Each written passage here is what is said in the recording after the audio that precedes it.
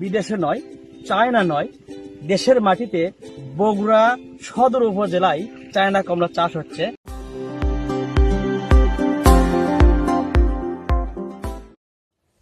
বগুড়া সদর উপজেলার পলাশবাড়ি গ্রামের কৃষি উদ্যোক্তা জনাব মাহমুদ হাসান কৌতূহলবশত চায়না কমলা চাষের উদ্যোগ গ্রহণ করেন। শুরুতেই কমলা চাষে হাত দিয়ে সফলতার মুখ দেখেছেন তিনি। বাগানের ভেতরে ঢুকতেই সকলের নজর কাড়ানো গাছ ভর্তি কমলা দেখে মনোমুগ্ধ হয়ে ওঠেন সবাই। দেশের মাটিতে এমন কমলা বাগান যেন আশ্চর্যের নিদর্শন।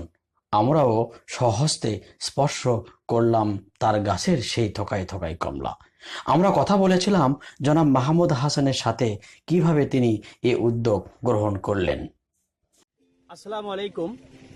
আধুনিক প্রযুক্তি, কৃষি তথ্য সম্প্রসারণ, কৃষি পরামর্শই হলো কৃষি সেবা।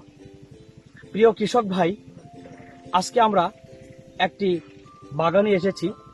এটি হলো কমলা বাগান, চায়না কমলা বাগান।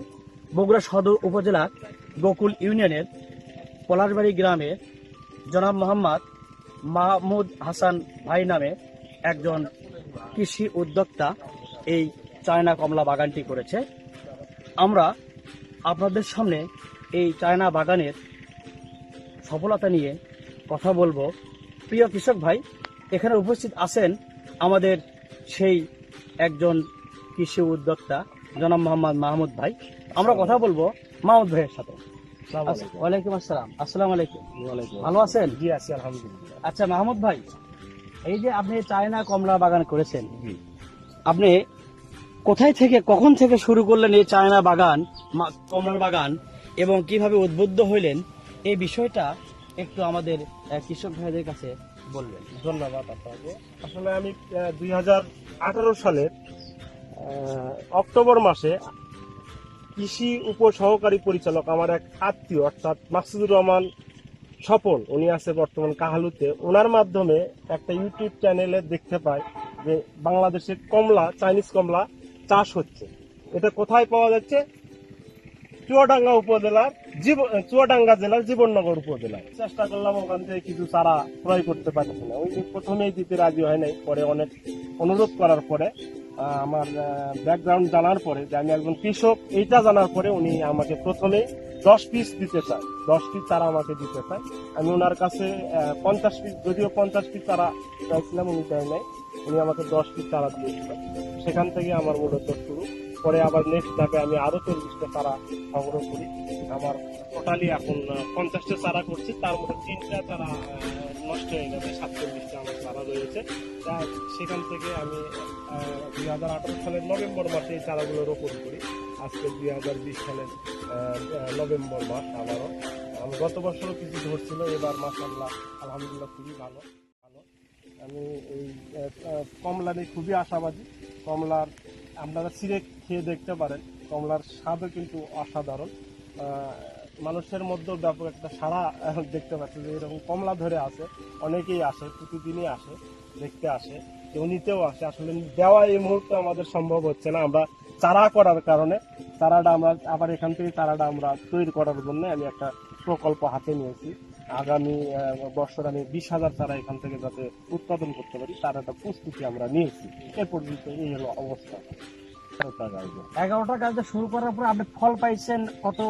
আমি 1 বছর পরেই, আমি 2019 সালেই ফল পাইছি। 2019 সালে 1 বছরের মধ্যে ফল পাইছি। এখন আপনার কতটুকু জমিতে এই রকম বাগান করা? আমার 22 শতক জমিতে। এখন 22 শতক করা আছে। তাহলে 22 শতক জমিতে আপনি চাষ করেছেন।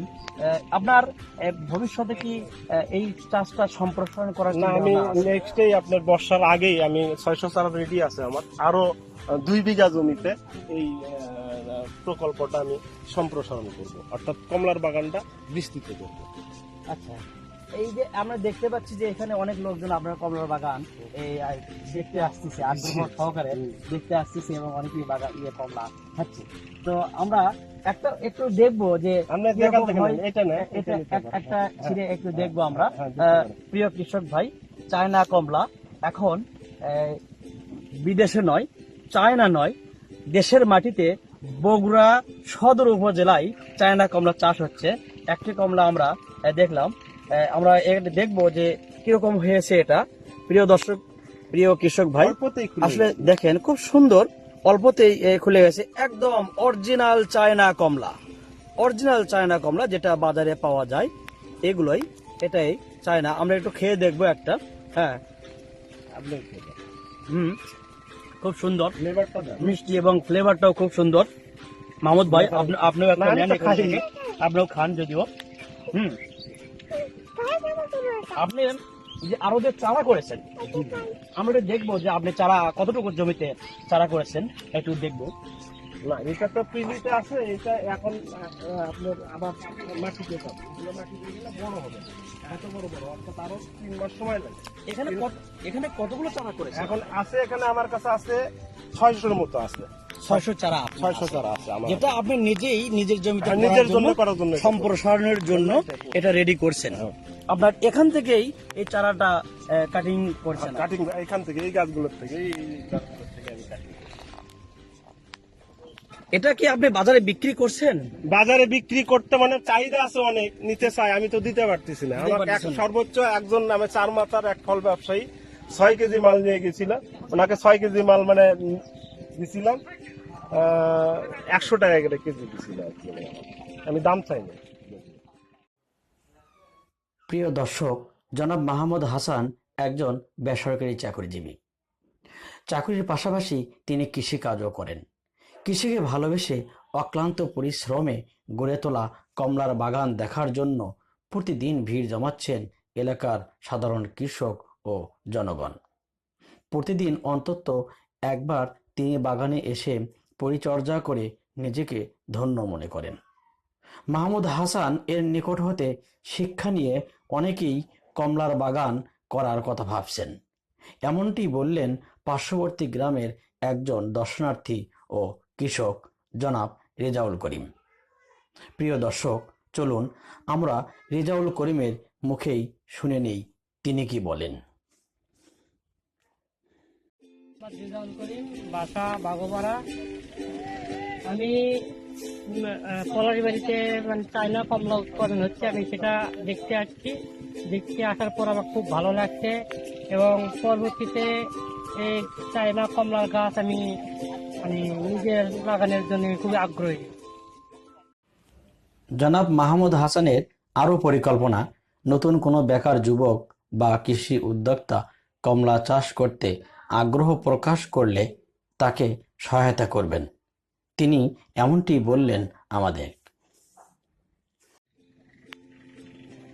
এটা আপনি সফল হয়েছেন বাগান করে, এই বিষয়টা আপনার অন্যান্য সাধারণ কৃষকের কাছে বা কৃষি উদ্যোক্তার কাছে আপনি একটু বলবেন যে তাদের কাছে একটু আপনি বলবেন যে এই বাগানটা তারা করতে পারে কিনা বা করবে কিনা, এই বিষয়টা একটু বলবেন। প্রথমে দ্বিধাদ্বন্দ্বে ছিলাম আসলে বাংলাদেশের মাটিতে কমলা চাষ সম্ভব কিনা, কিন্তু আমি যখন এটা করতে পেরেছি, আমার মনে হয় অন্যান্য কৃষকরাও, আমি অল্প মানে খুব একটা বেশি শ্রম দিয়েছি তা না, অল্প শ্রম দিয়েই কিন্তু আমি এখানে সফল। আমার বিশ্বাস যারা তরুণ উদ্যোক্তা আছে, কৃষি নিয়ে যারা কাজ করছে, তারা যদি এই কমলা চাষ করতে পারে, আমার মনে হয় দেশের কমলা আমরা দেশেই উৎপাদন করতে পারবো, দেশের চাহিদা দেশ থেকেই আমরা মিটাতে পারবো, এটা আমার আশা। পাশাপাশি যদি এই বিষয়ে যদি কারো কোনো সহযোগিতা লাগে, আমি সব সময় সহযোগিতা দিতে প্রস্তুত আছি। বগুড়ার সদরের ভিতরে যদি এরকম কোনো তরুণ উদ্যোক্তা থাকে, সে যদি কমলা চাষ সম্পর্কে কোনো সহযোগিতা চায়, আমি দেব তাকে, ইনশাআল্লাহ সমস্ত ধরনের সহযোগিতা দেব। আমি কমলা চাষ করেছি, আমি ধন্যবাদ জানাই বগুড়া জেলা কৃষি অধিদপ্তরকে। তারা আমাকে সব সময় পরামর্শ দিয়ে সহযোগিতা করেছেন এবং মাঝে মধ্যেই এখানে এসেছেন, এসে যখন যে পরামর্শ লাগে আমাকে দিয়েছেন। সেই অনুযায়ী উপসহকারী কৃষি অফিসার আছেন আমাদের মুখলেসার ভাই, উনি আমাকে যথেষ্ট হেল্প করেছেন। ওনাকে অবশ্যই আমার অন্তঃস্থল থেকে ধন্যবাদ জানাই যে ওনার সহযোগিতার কারণে আজকে আমি এ পর্যায়ে। আমি মোহাম্মদ মুখলেসুর রহমান, উপসহকারী কৃষি কর্মকর্তা, গোকুল ইউনিয়ন। আমি মাহমুদ ভাইয়ের সাথে আগে থেকেই সম্পর্ক অনেক, তো উনি এই ধরনের বাগান করাতে আমরা যে সহযোগিতা করেছি, উনি সর্বতোভাবে আমাদের পরামর্শ নিয়েছেন, সেই জন্য আমি তাকে আন্তরিকভাবে শুভেচ্ছা জানাচ্ছি। আগামী দিনে যদি অন্য কৃষক ভাই এই বাগান করতে যদি আগ্রহ কেউ প্রকাশ করেন, আমি তাকে সহযোগিতা করার জন্য চেষ্টা করবো আর কি। চাষ পদ্ধতি: চারা রোপণের পূর্বে 1 মিটার বাই 1 মিটার গর্ত তৈরি করে তাতে পরিমাণ মতো জৈব সার, রাসায়নিক সার মিশিয়ে 10 থেকে 15 দিন রেখে দিতে হয়। এরপরে গর্তর মাটি উলট পালট করে দিয়ে চারা রোপণ করে আলতোভাবে গর্তটি ভরাট করে দিয়ে দিতে হয়।